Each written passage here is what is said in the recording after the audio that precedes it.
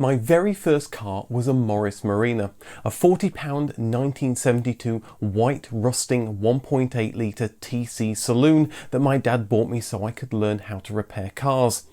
I never learned, and the Marina continued to rust until in a fit of madness I tried to drive it even before I'd had a driving lesson. It didn't end well for the Marina or for the wall. Another story that didn't end well was that of the Marina itself. What started with hope as a popular Cortina killer ended in the early 1980s after the car really overstayed its welcome. This is the Morris Marina story.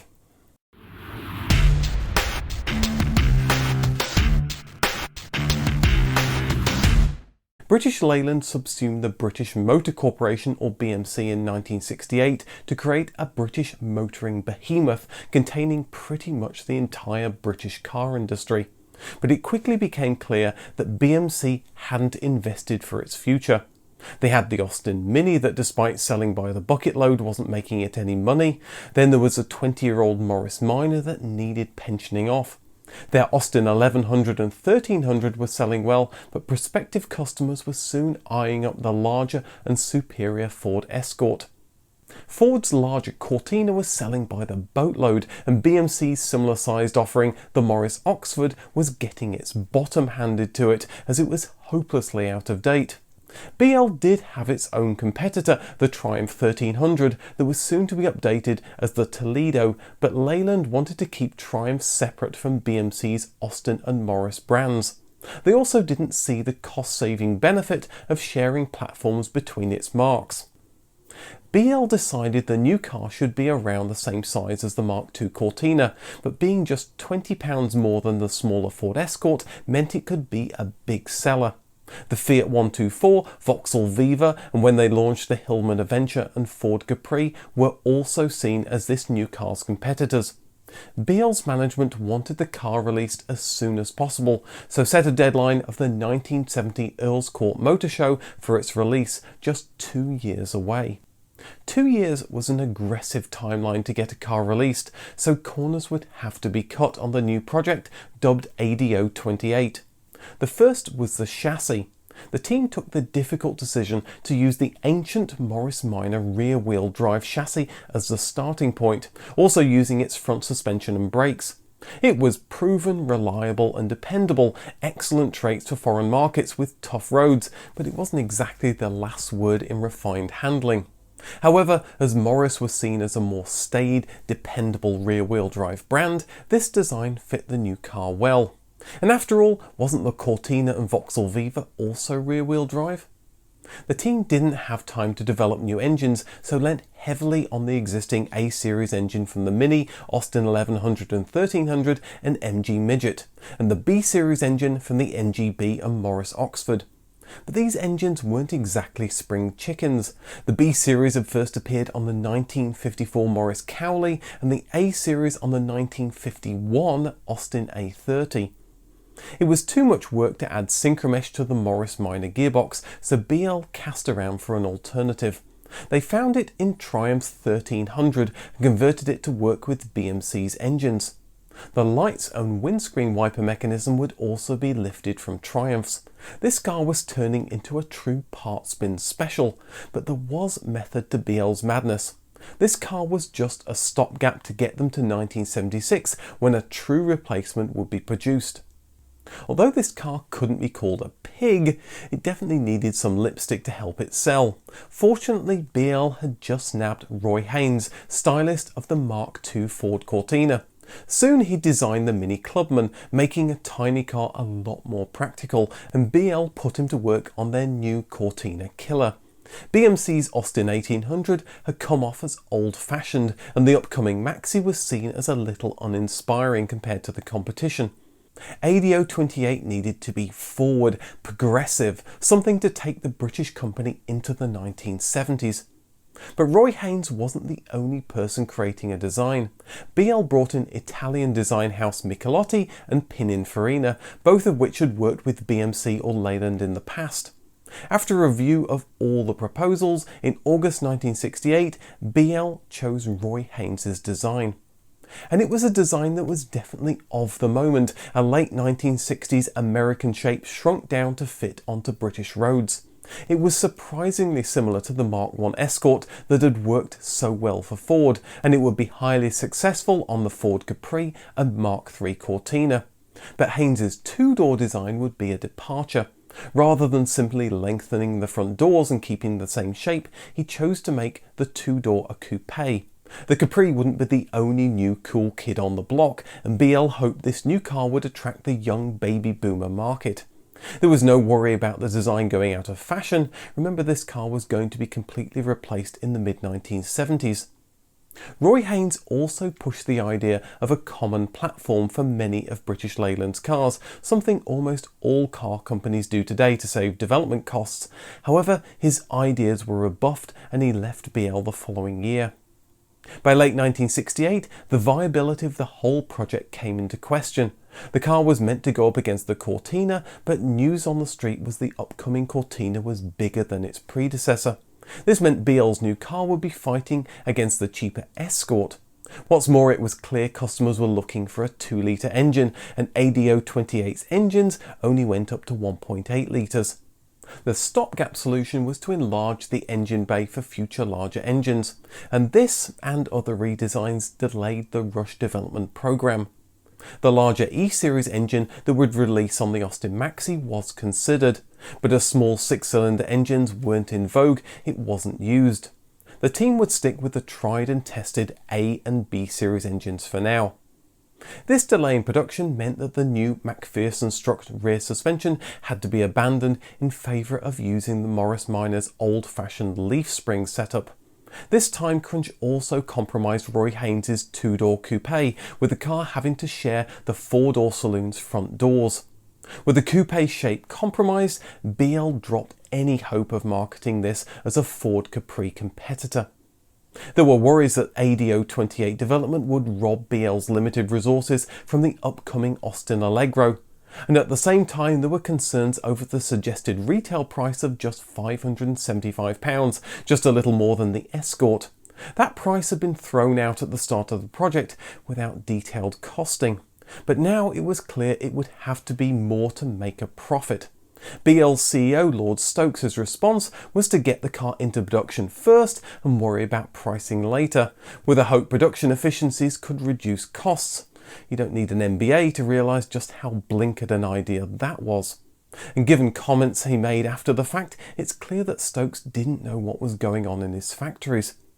The final price would rise to £620, but this was a time of high inflation and the price was actually cheaper in real terms than the original £575 price.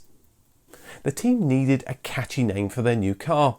With it being a Morris, the idea of an M name seemed to make sense. Package holidays to exotic European beaches were becoming popular and glamorous sounding names were in vogue. Some favoured the Morris Monaco, some the Morris Machete, believe it or not, and there were various other names, but BL's management finally settled on the Morris Marina, even though this was the name of the Austin 1100 and 1300 in Denmark. To put BL back on a solid financial footing, the marketing men were betting that the Marina would sell well. They wanted a colossal 9% share of the UK market, rising to 11% in 1973. This meant selling 5,000 Marinas a week. And why not? The 7-year-old Austin 1100 and 1300 would define the odds as the top-selling car in the UK in 1970 and 1971.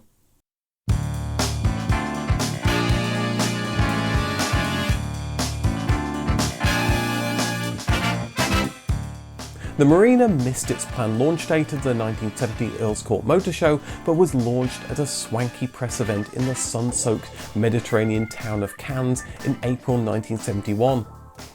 BL marketing men announced it was the first in a new line of BL cars. Morris dealers were happy, with one exclaiming, "No one will look at the Marina and turn a somersault in sheer excitement. But as a value for money package, it is exactly what we in the trade have been asking Lord Stokes to provide. If we cannot sell this, we might as well pack it all in." The motoring press saw it for what it was, a parts bin special with a new body and updated interior, but they were kind on it, giving it lukewarm reviews. Customer deliveries began just under 3 years from the inception of the project, an amazingly short time for a new car, even if it wasn't a new car but rather bits of several old cars. The Marina was produced at the Cowley plant in Oxford, a factory that hadn't changed much since Morris Motors built it in the 1920s. BL had spent what money they had to update it and now added a night shift to hit the target of 5,000 cars and bring down the growing waiting list. Where modern car reviewers would have probably gone to town on the Marina's shortcomings, in 1971 they were far more restrained, and during their testing they found a serious problem. Although the larger engine 1.8 litre model could get up to 100 miles an hour, the heavier engine gave the car a dangerous level of understeer that made it difficult to control in fast bends. Both Autocar and Motor Magazine found the issue, and to their credit they compared notes before approaching BL about it. They said that if BL didn't fix the issue immediately, they would have to publish articles telling the motoring public the 1.8 model was dangerous. BL agreed to rectify it, of course, and both magazines published without the warning. However, with the rush to fulfill orders, maybe 30,000 cars went to the public without the fix, although some had the fix installed by dealers.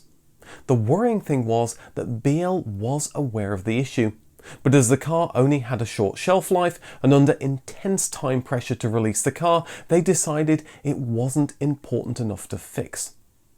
Britain in the 70s was a country beset with strike action.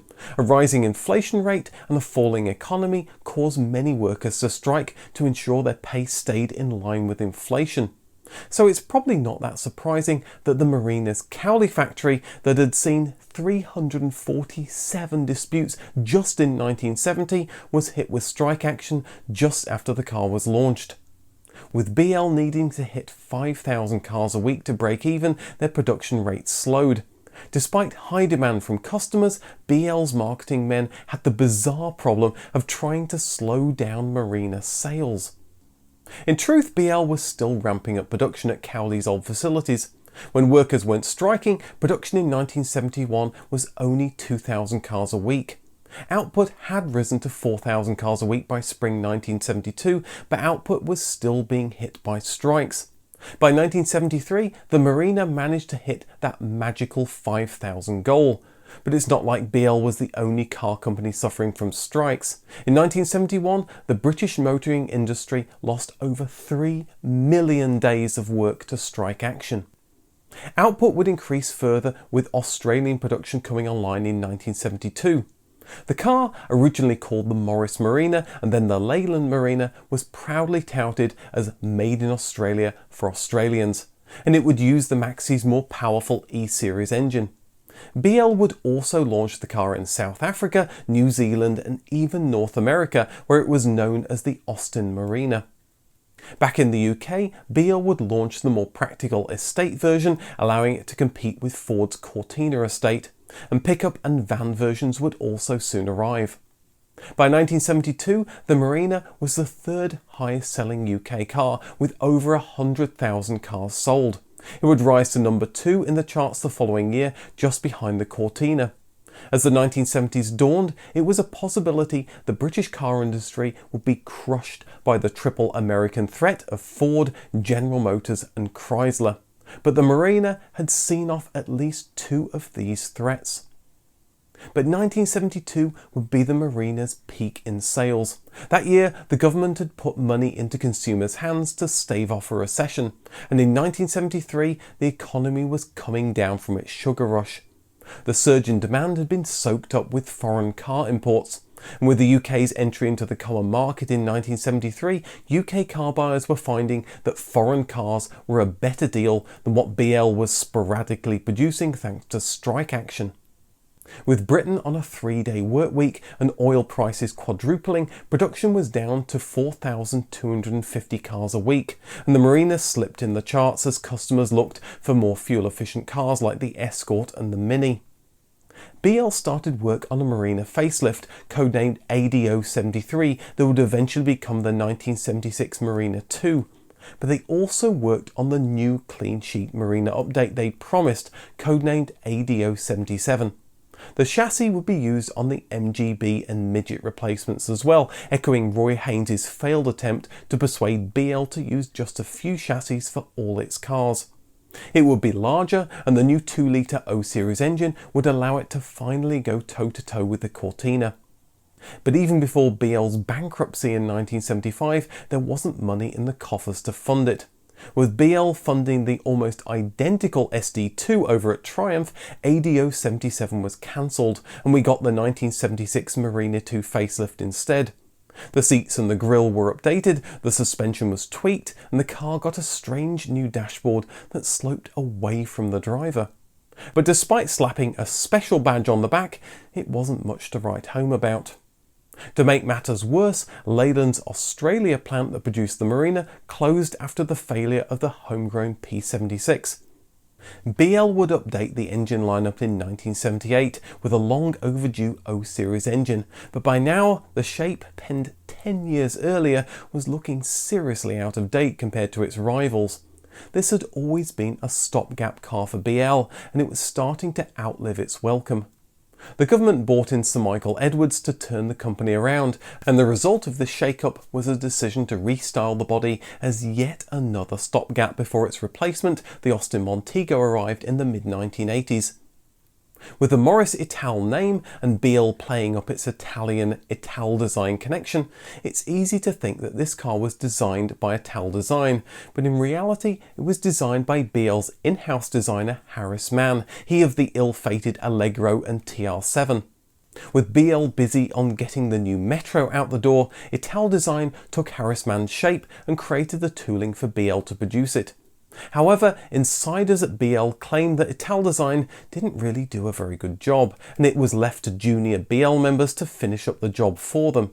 Regardless, giving the car a little Italian flavour helped sell a few more cars. It's amazing the job was completed for just £5 million, that's around £22 million today. The car lost its iconic door handles that continued to be used by several other cars. The coupe was dropped, but the entry-level version got the updated A-Series engine that was used in the new Metro. Of course, the car got crucified in the press. Its underpinnings and interior were far too outdated to compete with the competition, and fleet managers were of a similar mind. As one said, we would lose half our reps if we bought this car. BL could be forgiven for doing nothing more to update the car before it was finally put out of its misery in 1984, but they did one final update in 1982 with improved suspension. Maybe it was an intern project that got out of hand, we'll never know. With the exception of the van variant of the Metro, the Ital was the last car to use the Morris badge. It was just one more famous British mark to bite the dust as BL continued to contract. The Morris Minor was released the same year as the book 1984 was completed in 1948, and it could be said that the Morris Minor lived on through the Marina and Ital until 1984, when the factories were retooled for the Ital's replacement, the Austin Montego, that you can hear all about through this link. The Ital's tooling was purchased by Chengdu Autoworks in China. After a long gestation, the catchily named Huangdu CAC 6430 appeared on Chinese roads in 1998. Sales were short-lived, with the factory believed to have been closed down the following year. Today, the Marina and the Ital have a poor reputation as a car that was hopelessly outclassed, and it's on many lists of the worst cars ever built. It's easy to think that this was always the case. But there were only 3 cars in the UK that sold more in the 1970s, and this can't have been by accident. It definitely wasn't the last word in performance and handling, but it got you from A to B, on most days at least, and the interior was updated to keep it looking fresh. But with fashionable looks that quickly went out of fashion, despite a desperate styling update in 1980, it was about as cool as Flares and the Bee Gees in the 80s and 90s. It was a car that was never meant to last more than 6 years, and by overstaying its welcome, it became the butt of many jokes. With over 1.1 million sold in the 1970s, why are there only 371 Marinas in the UK today with an MOT? Well, as I mentioned, it wasn't the coolest of cars, and its propensity to rust just by looking at a puddle didn't help. But it being a Partsman special was its ultimate downfall. Want a bit for your classic Morris Minor? You'll find one on an old Marina. Need a Triumph 1300 gearbox or an MGB engine? Find an old rusty Marina and cannibalise it. The Marina lived on through another, more unlikely source. Austin Morris's managing director George Turnbull had been let go as BL stumbled towards bankruptcy in 1973. He took some of the British car industry's top talent and a couple of Marinas to Hyundai, who decided that rather than making other people's cars, they wanted to try their hand at making their own.